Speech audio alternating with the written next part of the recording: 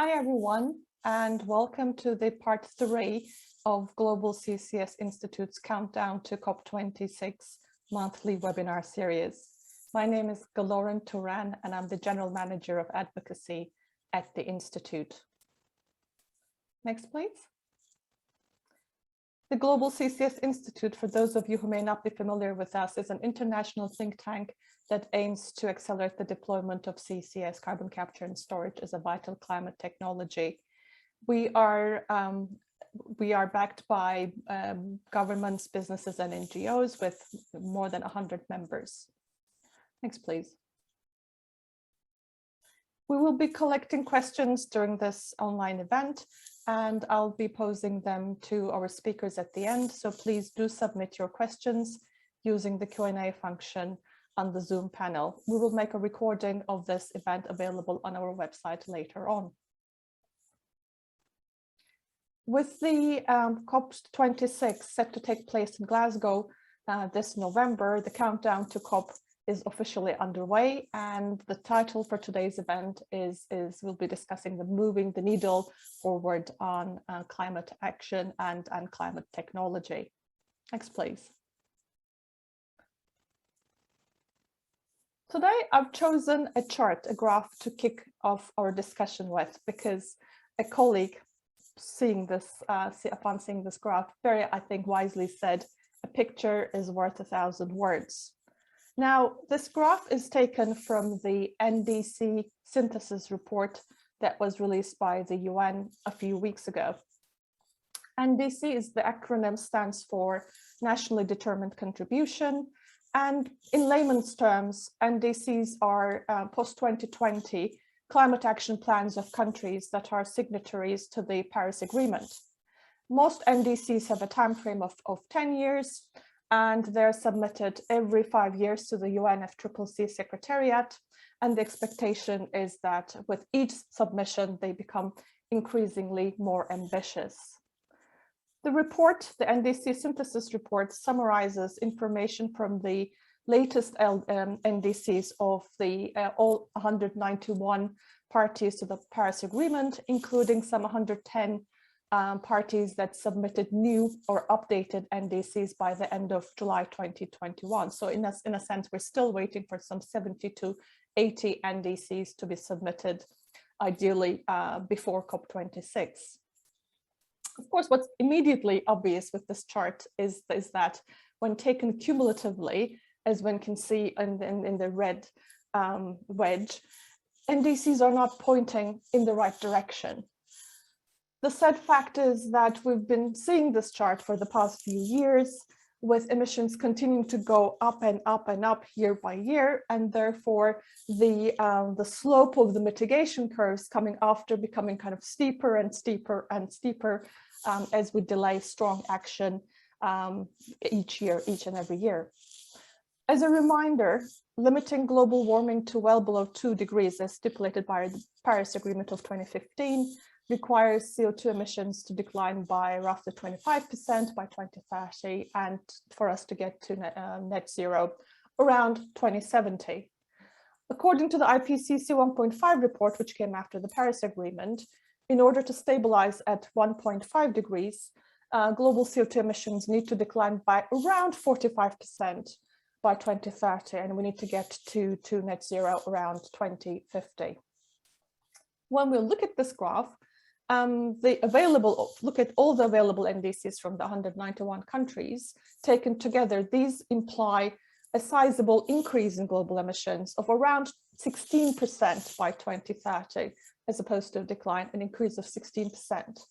And according to the latest IPCC findings, such an increase, unless strong actions are taken immediately, may lead to a temperature increase of roughly around 2.7 degrees Celsius. Now, several big emitters, including China, Japan, and South Korea, have made carbon neutrality pledges, but they have not submitted their updated NDCs yet. So this will kind of come into the picture. However, there are some other countries, such as Brazil and Mexico, which have submitted updated NDCs, but in their updated NDCs, their new emission goals, sadly, are higher than their older targets, i.e. they're becoming less ambitious, not more. Thankfully, there was some good news to emerge from the United Nations General Assembly last week, with the world's two largest emitters, China and the US, making significant pledges. China said that it would stop financing overseas coal plants, and US pledged to double its share of climate finance for poor countries. So there's still hope, always hope on the horizon. So when we look at how carbon capture and storage, CCS, plays in the NDCs, we see that it's mentioned in 15 of the NDCs that have been submitted, which of course in the view of the Global CCS Institute is, and I think also with others, it's nowhere near enough. However, when we look at what's called the long-term low emission development strategies, again a mouthful, LETS, so these are longer term plans, let's look at 2050 and beyond, we see that almost 80% of the submitted LETS refer to and include carbon capture and storage, which tells me that there are more countries that are cognizant about the need for CCS as a climate solution, but they do seem to see it as a longer term option, a longer term climate solution. So the question and the challenge for us is how to move CCS from longer term strategies into NDCs, into shorter term plans and into the roadmaps. Because needless to say, net zero by 2050 requires strong action in the next 10 years by 2030. As such, during today's webinar, we'll be discussing how to move the needle forward on climate action and CCS. We have an outstanding lineup of speakers. If I could have the next slide, please. And if I could invite our speakers from diverse backgrounds who have deep expertise in climate policy and technology. And a very warm welcome to Sam McCulloch of the head of the CCUS unit of the IEA, Chris Bolesta, CCUS policy lead of the European Commission, Juho Lipponen, coordinator of the Clean Energy Ministerial CCUS initiative. Welcome, everyone.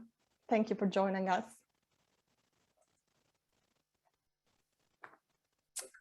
I would like to start with Juho, if I can, and ask Juho to tell us a little bit about the Clean Energy Ministerial, or SAM CCUS initiative. Juho, why was it established, by who, and what is it trying to achieve? Thank you, Lauren, and hello everybody. So the Clean Energy Ministerial is a group of currently 29 countries and regions across the world, established now sort of 12 years ago. Then United States Energy Secretary Stephen Chu was the initiator very much, but all the countries act in it as equal partners really, and each year a country hosts the ministerial meeting, typically in the summer. And the whole concept is basically it's a voluntary activity to deploy all kinds of clean energy across all sectors. So it's not an analysis organization, it's actually more an organization that tries to help accelerate deployment. And in that way, it can be actually a really powerful partner of these processes like the UNFCCC that is there to set targets, set rules, and so forth. And then the Clean Energy Ministerial is rather a tool to actually start accelerating these clean energy technologies. There's 20 plus work streams under the SEM, and CCUS is one of them. We have currently 13 of the SEM countries as our members. I'll just state them, not so that anyone needs to remember them, but it gives a flavor of what type of countries are in our initiative. So that's Canada, United States, and Mexico from the Americas. Then we have a strong North Sea presence, the United Kingdom, Norway, the Netherlands, and also the European Commission. Chris here, who's in the panel, is one of our participating country members, if you like. South Africa, Saudi Arabia, and United Arab Emirates. And then moving east, we have China, Japan, and our latest member, Australia, who just joined just basically last week. So it's a very interesting and relevant set of countries who all have, I think, a lot to give and a lot to gain from carbon capture. And then should also mention that organizations like the IEA, so Sam and her group actively collaborate with us. So does GCCSI. You've been in our yearly meetings nearly each time, and other groups like OGCI as well. So we try to be a platform for government, industry, finance sector discussion and dialogue on CCUS. I'll leave it at that, and we can come back if needed. Thanks very much, Juho. And talking about the Commission, can I turn to Chris? And I'm not going to ask about what the Commission is or what it does, but actually talk about the European Green Deal, if I may, and the Fit for 55 package, legislative package that we're hearing about. Just want to understand a little bit how does CCUS fit into the European Union's climate mitigation plans, and what's in it for the Fit for 55 package. I think there are a few sort of pretty interesting and supportive elements there potentially for CCS. So could we hear a little bit from you, your perspectives? Yes, thanks, and hello everyone. I think that's, let me start with the Green Deal, because I think it sets sort of the big target of getting the European Union to climate neutrality by 2050. And the Fit for 55 package, which is quite a mouthful, is basically what we want to do in terms of cutting greenhouse gas emissions by 2030. So today, still we have a target, a binding target of minus 40%, and Fit for 55 package means that we're going from the 40% cut to 55% cut. So that's hence the name. And of course, there's a place for CCS in the package, because our modeling shows that when you increase emissions, you obviously need more technologies to come in, and we see that there is a bigger role for CCS. And also other technologies show up, like direct air capture. So we see that these becoming more important. And what we included in the package for CCS and CCU, basically two big things. One important for CCS is that under the European emission trading scheme, you could only transport CO2 by pipeline, and that's the only eligible form of transport. After we revised the ETS directive, it could be possible also to send CO2 different means of transport. So that's a big change. Another big change is rather for CCU. So increasing ambition on production of renewables. We include a special target for biofuels that come from non-biogenic source. So that includes hydrogen with CCS, that includes synfuels, and that's 2.6% by 2030. So that will set a scene and also give business opportunities for people investing in CCUS. Thanks very much for that, Chris. And as you said, this sort of inclusion or broadening of the transport, including all transport modalities, methods of transport, including shipping, is going to be quite, I think, it's welcome for a lot of participants in Europe, given how we expect sort of shipping to be an important component, particularly as North Sea kind of storage gets developed. So very much looking forward to that, I think, the Institute as well as a number of industry partners as well. Sam, if I can invite you and just tell us a little bit, of course, again, IEA, very important organization. Could you tell us a little bit about your recent publication of the main publication, the Net Zero Roadmap that was released, and how CCS fits into the Net Zero Roadmap? Of course. Thank you, Glorin, and good afternoon, everyone. So I think many would be aware that in May this year, the IEA released a flagship report, which was a global roadmap for the energy sector to reach net zero emissions by 2050. This report was very much in response to the growing number of commitments that we're seeing from governments to achieve net zero, many by 2050. Some are aiming a little bit earlier, some a bit later. But in many cases, there's not necessarily a very detailed understanding, I think, of what's going to be required. So with this roadmap, the IEA aimed to set a number of milestones, at least at a global level, and give some granularity to the type of transformation that would be needed. In terms of the role of CCUS, I think the findings of the roadmap are very consistent with the earlier work that the IEA has done on CCUS technologies. There's substantial deployment of CCUS across the global energy system, certainly as a way to address emissions from existing infrastructure, both power and industrial assets. It plays an important role in terms of decarbonising heavy industry, steel, cement, chemicals, where we know it's one of the few options that are available. There's a role for CCUS, of course, in supporting scale-up of low-carbon hydrogen production and also carbon removal. So I've already mentioned technologies such as direct air capture. This is an important part of the net zero goals that we're aiming to achieve in terms of balancing emissions that can't be otherwise avoided or abated. Just in terms of the scale of the role, I guess, of CCUS, actually in our IEA analysis, the deployment is relatively conservative when you consider the scenario against other scenarios considered by the IPCC. But even then, we still have very, very substantial scale up, including in the period to 2030, which I think is relevant, Lauren, for what you're saying about NDCs. So we would need to go from around 40 million tonnes of CO2 being captured today to more than 1.6 billion tonnes being captured globally by 2030. And then by 2050, there's more than 7 billion tonnes being captured. So this really reflects, I think, both the scale of the challenge and the transformation required to reach net zero targets, but also this really diverse and important role that we see for CCUS. Thank you.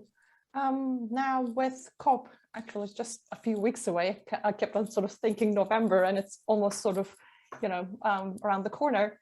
What do you, and I'm going to ask this to all three of you, if I may, what do you see being, what do you hope, what do you foresee, what do you, want to see accomplished in this year's conference?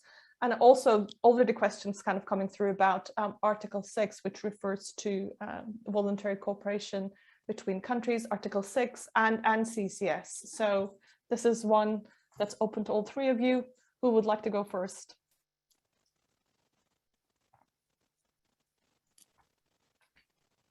Well, Sam, maybe we'll start with you. I saw you were on mute, but I'm happy to say, I think, so first and foremost, I think just going back to your graphic earlier, Glorin, about the gap between the current level of commitments and where we're heading in terms of the NDCs, for example, versus what's actually required to achieve net zero and to actually meet the goals of the Paris Agreement. So I think overall we want to see, a closing of that gap with increased ambition and linking that to CCUS. We know that the stronger the ambition, the more CCUS is required, and this is very much a climate mitigation technology. So its deployment will be determined, I think, by the strength of these climate targets. In terms of Article 6, I mean, there are still obviously negotiations happening underway. I wouldn't want to preempt or predict how they will play out, but I think just as a broad point, we do see a really important role for international cooperation on CCUS and CCUS investments, and of course Article 6 can help to provide that framework. We've developed modalities and procedures to support this kind of cooperation on CCUS under the CDM, and I think ideally we would like to see some of those being adopted again in whatever new framework comes about under Article 6. Anything you'd like to add? Yeah, thanks. I totally agree with what Samantha was saying. I think the key thing really is that the stronger the targets, the more ambitious the targets, that the better it is for carbon capture. And in that sense, as the train moves ahead, it can only be good. And I think the point perhaps to note about Article 6 is that what we hear is that it's sort of rather unlikely that there would be ever anything too specific around CCUS in these negotiations, maybe even nothing. But as long as that article actually enables mechanisms and collaboration that can help CCUS move ahead among countries, that's what I think is important, that there's nothing that hinders CCUS from benefiting from systems that willing countries might want to put in place. And a quick note maybe on the NDCs and long-term strategies. I would agree that, you know, it would be nicer to see more countries have CCUS somehow firmly in their NDCs. There's maybe 15 or so countries at the moment. In any case, 7 of them are from the CCUS group. So a number of our countries have put it in place in their NDCs, but not even all of our countries, which, you know, stems from various different starting points. 9 out of the 13 of our members do have CCUS firmly in the long-term scenarios.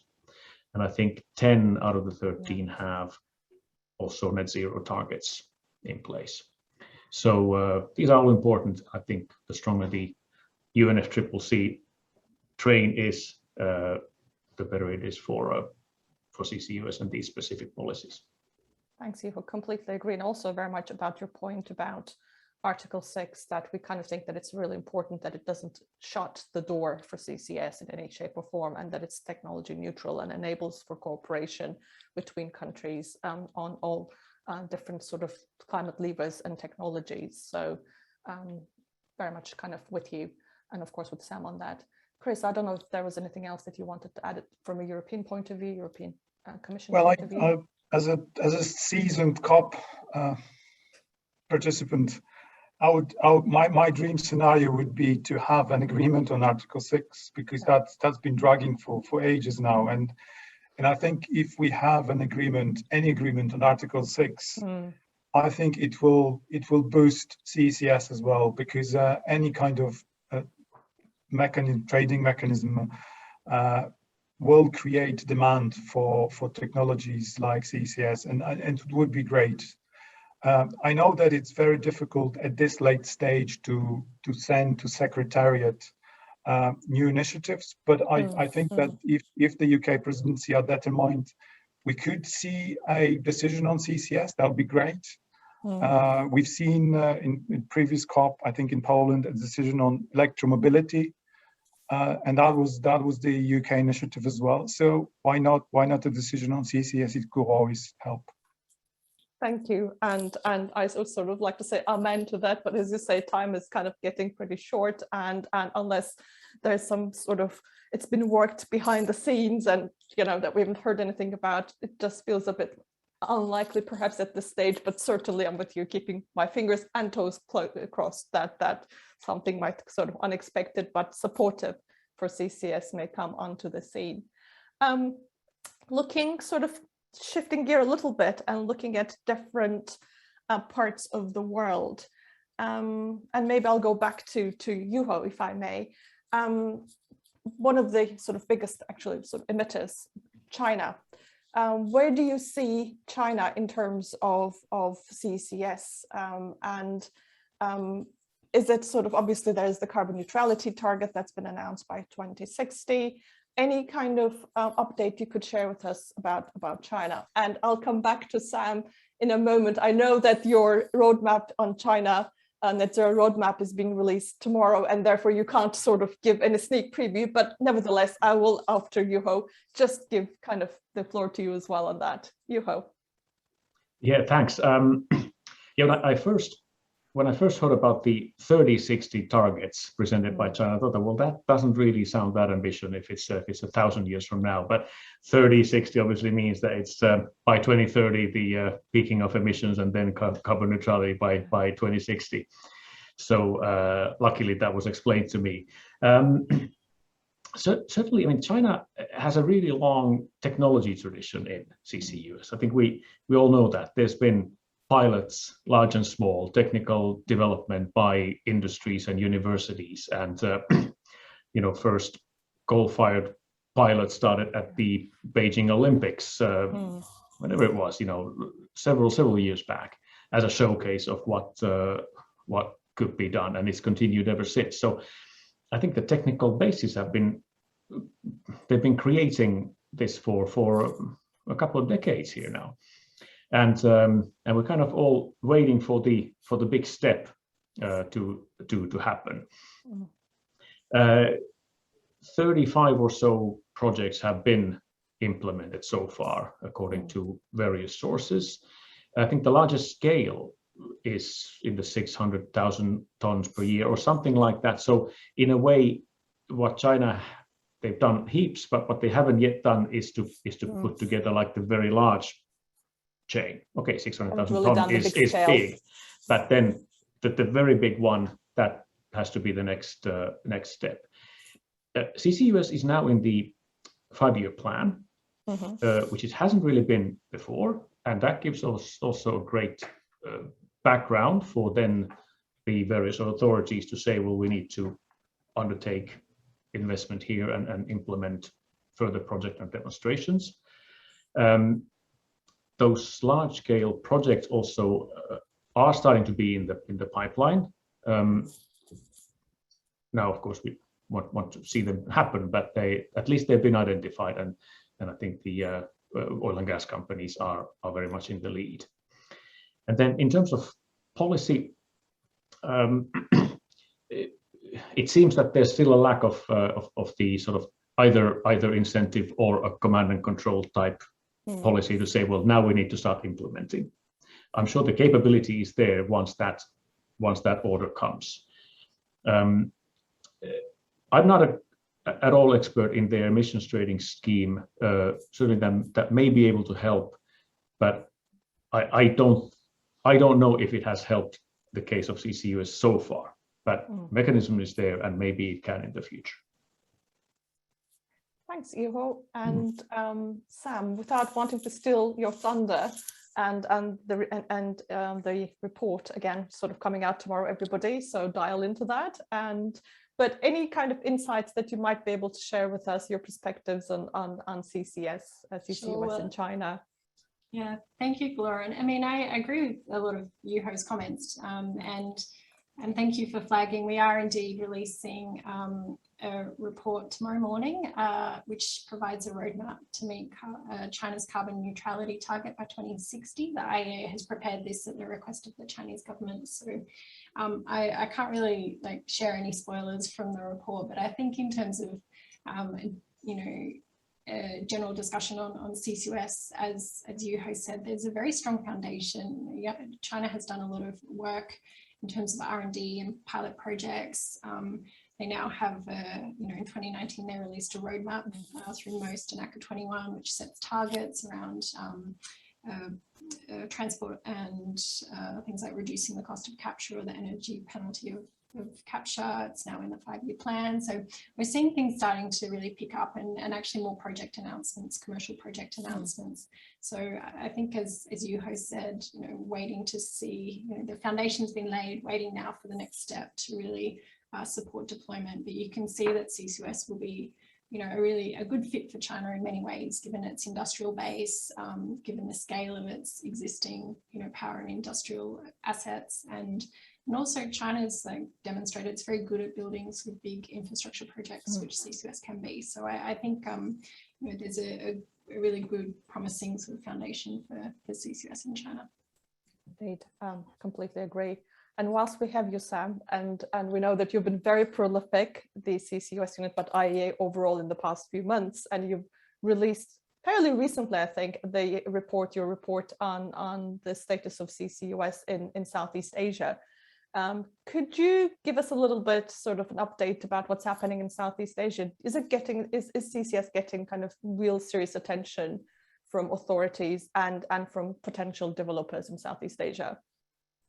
Yeah, thanks, Gloria. And we did indeed release a report on CCUS in Southeast Asia back in June. And happily, I think I can report that there is very much an uptick in activity and interest in CCUS in the region. This is very much mirroring what we're seeing globally in terms of CCUS projects.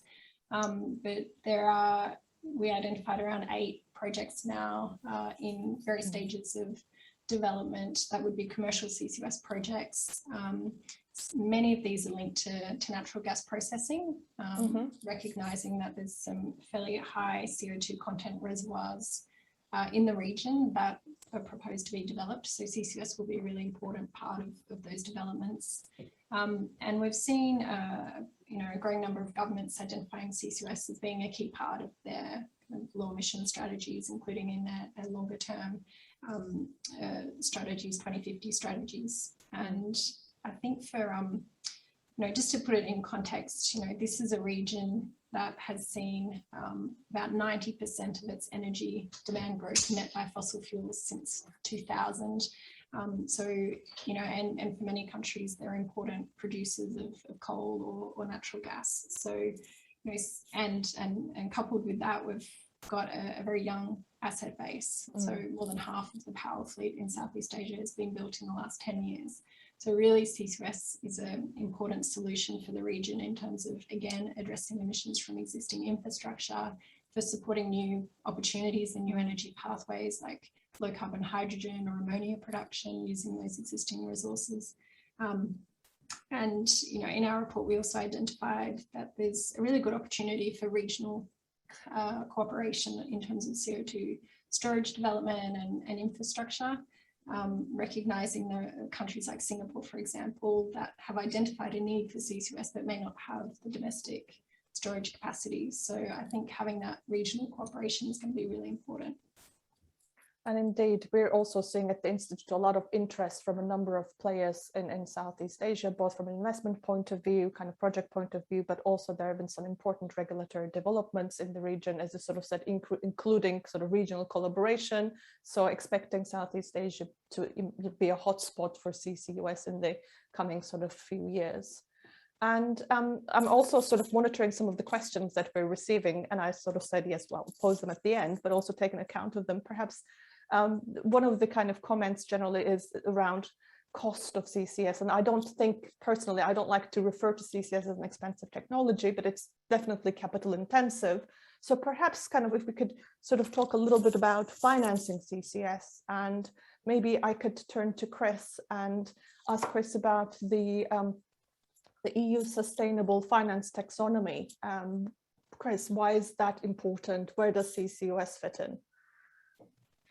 Well, we hope it's important for the financial sector, because this is basically a guidelines for financial institutions what we regard as sustainable green technology and what is not.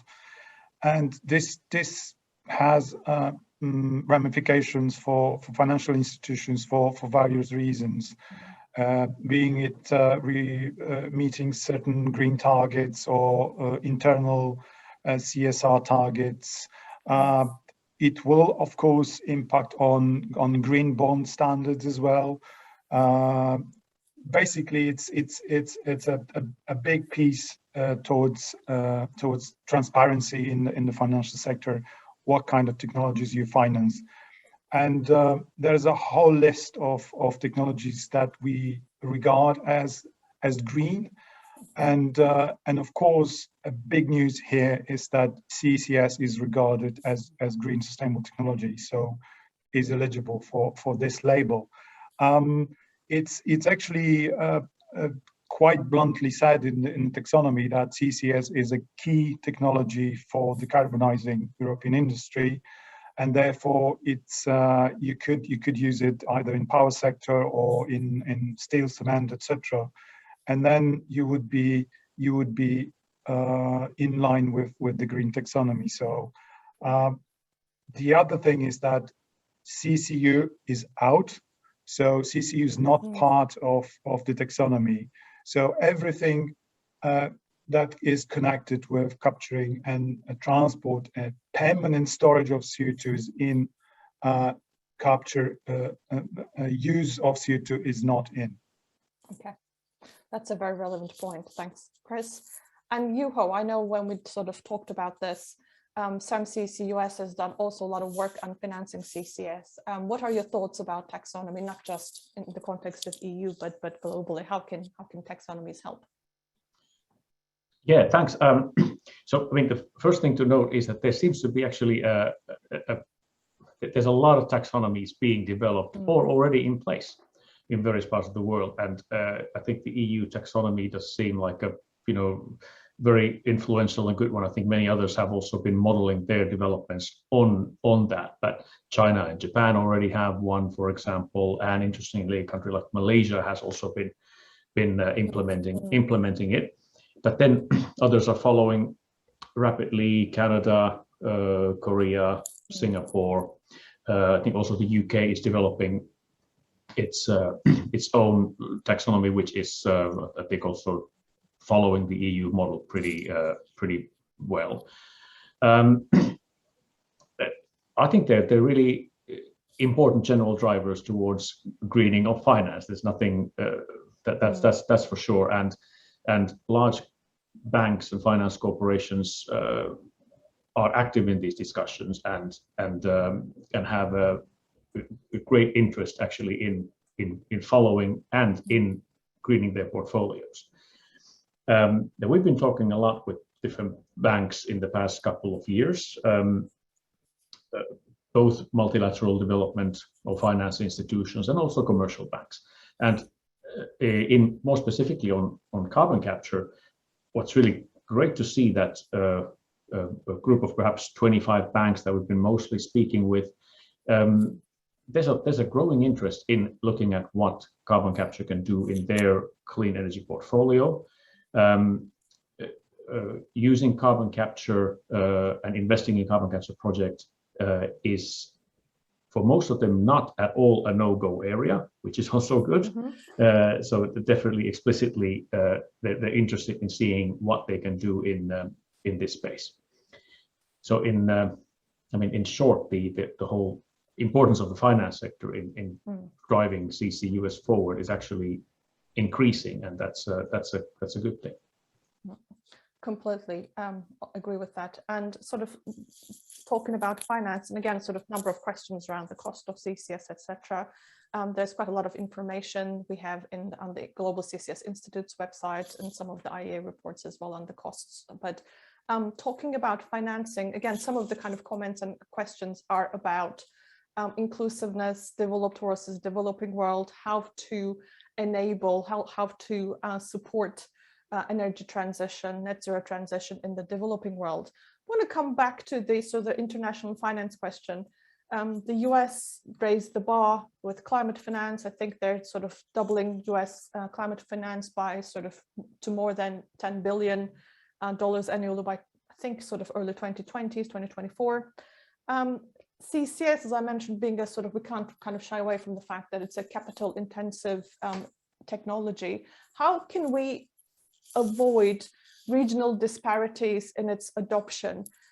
For example, I'm just thinking there's the EU, the Just Transition Fund, there is the sort of Green Climate Fund.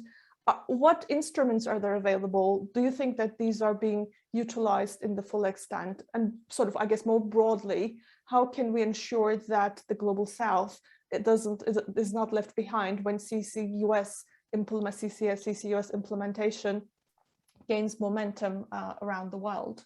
So again, open to all three of you. I don't know who would like to go first. Laura, maybe I can, pick up on this as well. I think, this is a really important issue. And, earlier this year, we also released a report around financing clean energy transitions in emerging economies. And one of the takeaways from the report that struck me was that, the emerging EMDEs, emerging markets and developing economies, account for around 2/3 of the world's population, but are only receiving around 1/5 of the investment in clean energy. So we really need, I think, firstly, a strong mandate for development and climate financial institutions to be funding clean energy or supporting clean energy deployment in these countries, and that includes CCUS.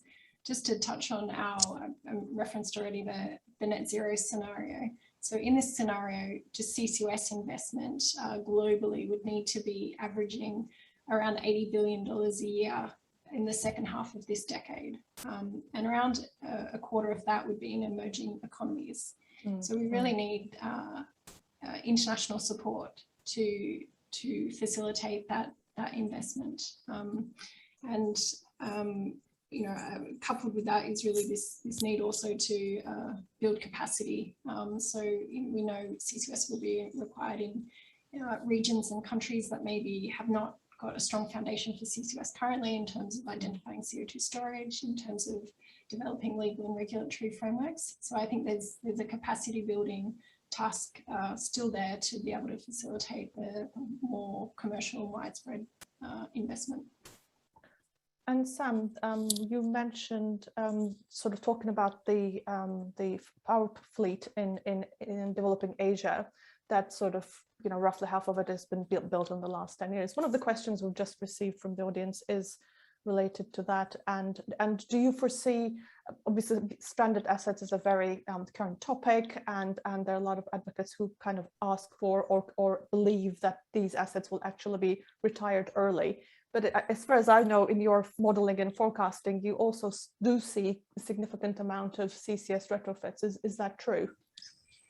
That is true. I think importantly, there are also substantial retirements in the net zero scenario. So it's not a case that, you know, we can retrofit CCUS to the entire fleet. That's significant. But I think there's essentially three strategies that we have to deal with these existing assets. They can be retired early, or they can be repurposed to run on different fuels, or for example, co-firing with ammonia or hydrogen is really emerging as an interesting option for dealing with existing thermal assets, or they can be retrofitted with CCUS. And I think these need to be considered on a case-by-case basis, a country-by-country basis, in terms of what the needs are, the age of the plants, the context in terms of the local electricity market in this case, what the alternatives are, for example. So these are, you know, not necessarily easy decisions that will need to be made by policymakers, by utilities as well. But we do need a number of solutions, and CCUS will be one of them to address these young assets. Thank you indeed. Can I jump in on the finance point, please? Yes, Lauren? I want to come back to that. Yeah, just to follow up from Sam's points there. I think we could somehow use some sharpening up and reactivating of various types of you know, climate finance for CCUS. And I mean, as an example, our development banks, for example, Asian Development Bank, the World Bank, have held sort of technical assistance type funds to work with countries on CCUS, CCS for years, and that's been absolutely great work that they've done. However, having the banks also then coming into the big game, that here's moving to the hundreds of millions of dollars worth of investment into real projects, and I don't think the banks have they can do it if there is sufficient demand from both recipient countries and the donor countries to actually be active in that area. So I think this type of reactivation, I think, would be helpful. And then a Green Climate Fund, I don't know if Green Climate Fund really has worked on CCUS. It's not financed in a project as far as we're aware, so yes. And there as well, I think it would be a great opportunity to reactivate through to the countries who sit in the boards of these organizations to say, well, here's also an area where we do need to work more actively and bring finance and bring resources to the use of emerging economies. Indeed. And Chris, we know that in Europe, the Innovation Fund which at its first call and is now going for the second call, is an important source of finance for CCS projects. Do you see CCS being developed? Obviously, there's sort of, there's sort of storage and emitters kind of, source to sink matching. That's a bit of a kind of consideration in all of this. But do you see sort of countries, some countries sort of more interested in CCS within EU? And is the Just Transition Fund, for example, a source of alleviating sort of, shall we say, that disparity? Yeah, I think in Europe we see similar situation to what Sam said about Southeast Asia. The interest in CCS is ticking up, and once like a few years ago we've seen 30 to 40 PowerPoint projects, as I would call them. Now most of these projects are moving into a phase of being more real, which is great.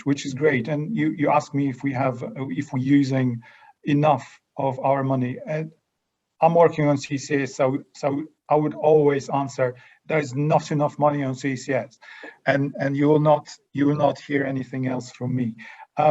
So we have Innovation Fund, which is also funding CCS installations, but of course the fund is for all kinds of decarbonization technologies. So a potential CCS installation would have to compete with a windmill or a solar or biofuel plant. So it's difficult because of the capital cost and the complexity. The transition fund is rather small. So considering the size again of the CCS investment is not really fit for purpose, but an important source of funding for us in Europe is the new budget, the 750 billion euro that has to be spent in the following 3-4 years, and we gave the member states a powerful tool to invest in climate technologies. And if you consider that 37% of that amount, so 37% of that 750 billion euro will have to be spent on climate technologies, that will include CCS as well. And we see that apart from usual suspects like the Netherlands, you see projects emerging in Denmark, in Sweden, in Greece. So you see the interest really picking up in Europe. And years ago, we've seen, okay, CCS and power generation, that makes sense. Today we see, well, it probably doesn't make any sense on power generation, but it makes sense on industry. And most of these projects will happen on industry. And last word on international finance. I think that I would make just one point here that is probably quite interesting, that we made a pledge during the COP in Copenhagen to give $100 billion for developing countries. And I think if we keep to that pledge, that would be already a big boon for technologies like CCS. Indeed, and that's again one of the points that we keep fingers crossed for kind of COP26 countries being able to kind of step up their climate finance pledges that they've already been made, and which they don't seem to be exactly keeping up to. But you also made a point which I want to come back to and ask all of the three participants today, all speakers, as perhaps a sort of a final question, because I'm also, as I said, I'm monitoring the questions coming from the audience. And just want to ask, Chris, you mentioned CCS was seen in the past as a sort of tool to decarbonize power generation, but now we know that it's sort of applicable to different sectors and perhaps not for power generation because of renewables, etc. So my question, I guess, is that how do you see the narrative on CCS having changed, or if not, over the last few years? And for example, in comparison to renewables, that particular question is asking, for example, is CCS being understood, well perceived and supported by governments and regulators as a critical element in decarbonization compared to, say, renewable sources of energy? So How has the narrative on CCS improved, hopefully, or changed in your experience as having been involved in CCS for a number of years? And perhaps, Chris, you kind of started that sort of line of thought, so I could come back, start with you, and come back with you. Yeah, and I'm in a well, I think the best situation, because I used to work on CCS around the first wave, so 2006 to 11, where the focus was on power generation and coal.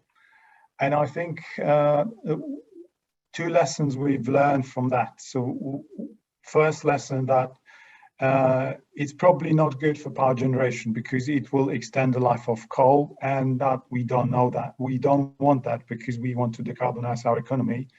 And the second point was that, well, the CCS got this label to helping fossil fuels, which I think we still have difficulties to live with, because now we are in a totally different place with CCS, because as I said, we see it as a powerful tool to decarbonize industry, or even remove carbon using say biogenic sources of CO2.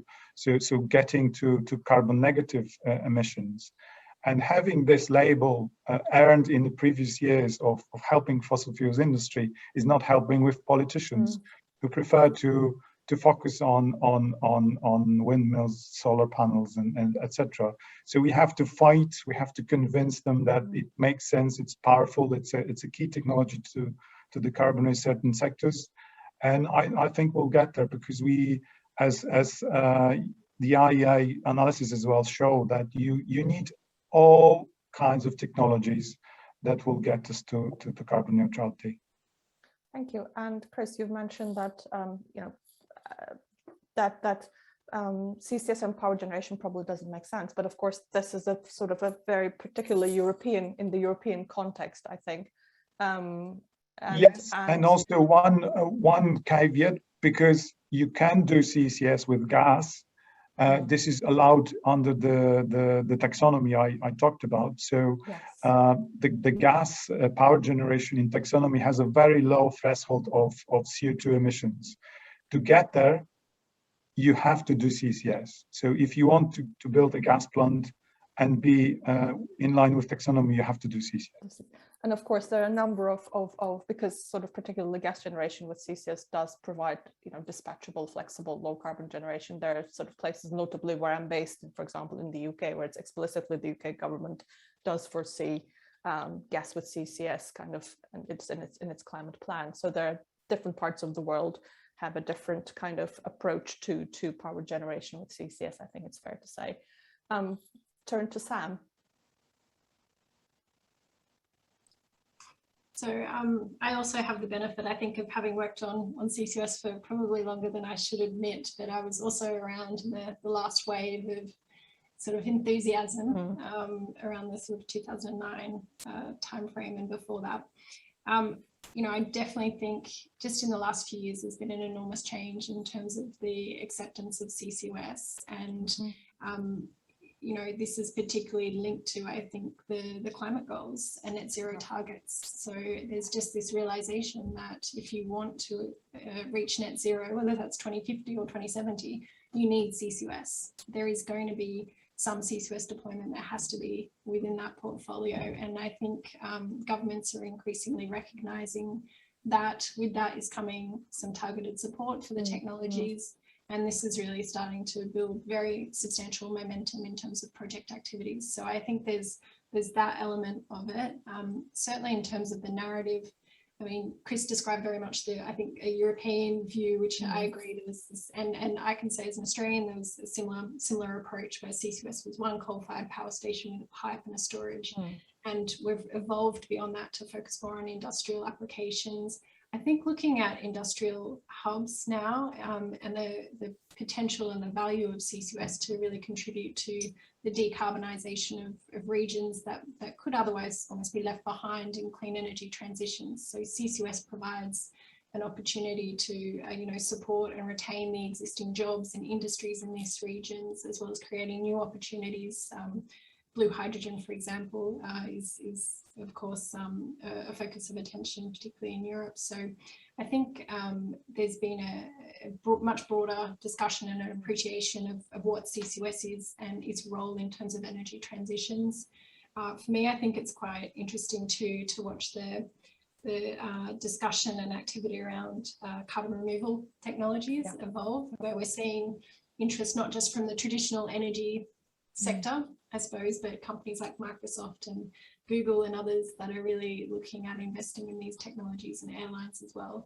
And I think with that could bring very strong potential for new innovation and just really change the if I can say, change the narrative around CCUS technologies.